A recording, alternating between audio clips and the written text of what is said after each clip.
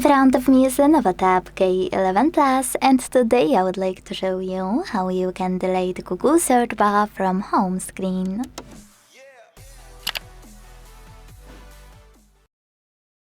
All you need to do is hold it and wait for this pop-up to show.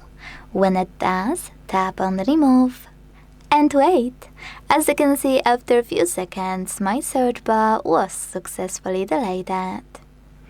Now, if you ever wanna restore it, just hold your screen and tap on the widgets at the bottom in the middle. Then you need to scroll to find Google.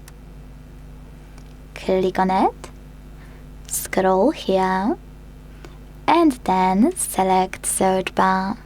It will automatically go on your screen, but you can always hold it and move it wherever you wish to. When you finished, click home button. Thanks so much for watching. If you enjoyed this video, leave a like, comment and subscribe. Bye!